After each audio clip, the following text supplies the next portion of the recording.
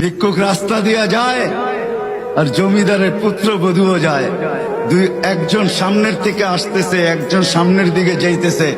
দুইজনের ক্রসিং এর সময় ভিক্ষুকের গায়ের কাদা জমিদারের পুত্রবধূর গায়ে লেগে গেছে। সে দুনিয়া আন্ধার করে ফেলছে, স্বামীকে ডাইকা নিয়ে আসছে, বলছে ভিক্ষুক আমার কাপড় নষ্ট করে দিছে। সে শুধু ভিক্ষুক ছিল না, বৃদ্ধ ছিল।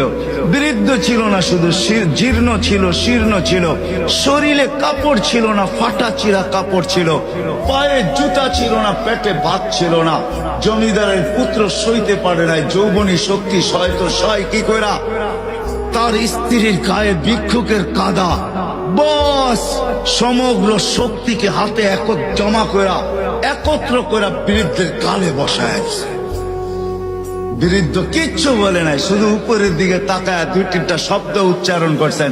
শব্দগুলা হলো ইয়া মাল্লাহ তারা হলো ওয়ুন, ও আল্লাহ চোখে দেখা যায় না, ও তারা কুল্লা শাই তুই সব দেখিস, ফারা তারা মা বি তুই কি দেখিস না আমার সাথে কি ঘটতেছে, এটা কি দেখিস না?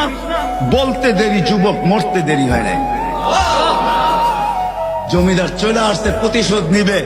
বৃদ্ধের একদিকে মুস্কি হাসি, একদিকে বলতেছে প্রেমের খেলা এমনই হয়। জিজ্ঞাসা করছে কিসের প্রেমের খেলা রে? বলছে ওর প্রেমিকার গায়ে আমার কাদা লাগছে, পায়ের কাদা লাগছে, ও সইতে পারে নাই, যৌবনী শক্তি দিয়ে আমার বৃদ্ধ গালে বসায় দিছে। আমাকেও একজন ভালোবাসে, সেও সইতে পারে না, সেও সইতে পারে না। ও তো থাপ্পড় দিয়া খ্যান করছে, জান নিয়ে নিছে, জান।